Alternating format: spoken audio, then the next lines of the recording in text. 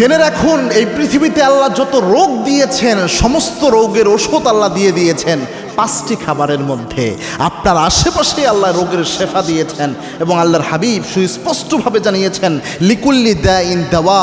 আল্লাহ পৃথিবীতে এমন কোনো রোগই দেয় না যে রোগের শেফা আল্লাহ রাব্বুল আলামিন দান করে না। এমন পাঁচটি খাবার, তার মধ্যে এক নাম্বার হচ্ছে মধু। মধুর মধ্যে আল্লাহ অনেক রোগের শেফা দিয়ে দিয়েছেন এবং কি আল্লাহর হাবিব সাল্লাল্লাহু আলাইহি ওয়াসাল্লাম বলতেন আলাইকুম বিশিফাইন, দুইটা জিনিসের মধ্যে শেফা রয়েছে, তার মধ্যে একটা হচ্ছে কোরআন আর একটা হচ্ছে ওয়াল আসল, মধু। এই দুইটা জিনিসের মধ্যে আল্লাহ শেফা দিয়ে দিয়েছে।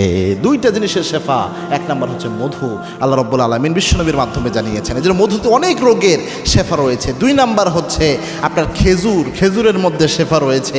আল্লাহর হাবিব বলেছেন কেউ যদি প্রতিদিন 7টা আজওয়া খেজুর খায়, পৃথিবীর সবচেয়ে বিষাক্ত বিষও ওই দিন তার উপর কোনো প্রভাব ফেলতে পারে না। সুস্পষ্ট হাদিস দ্বারা বোঝা যায় এবং মেডিকেল সায়েন্সও প্রমাণ করেছে এই মধু খেজুরের মধ্যে হাজার রোগের শেফা আল্লাহ রাব্বুল আলামিন ঢুকিয়ে দিয়েছেন। 3 নাম্বার হচ্ছে জমজমের পানি। এটা কিন্তু গুরুত্বপূর্ণ। এই জমজমের পানি একটা ইউনিক পানি, আল্লাহ রাব্বুল আলামিন কি নিরাময়কারী একটা পানি হিসেবে আল্লাহ দিয়ে দিয়েছেন।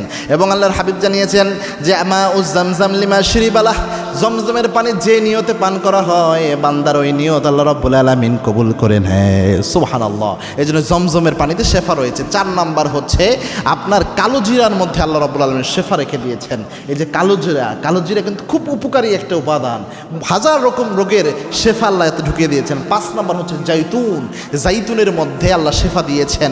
আল্লাহর হাবিব সাল্লাল্লাহু আলাইহি ওয়াসাল্লাম বলতেন আদ-দাহনু ফাইন্না ফি তাদহিনি বারাকা, তোমরা জাইতুন খাও, জাইতুনকে মালিশ করো, জাইতুনে আল্লাহ হাজার রকমের বরকত ঢুকিয়ে দিয়েছে।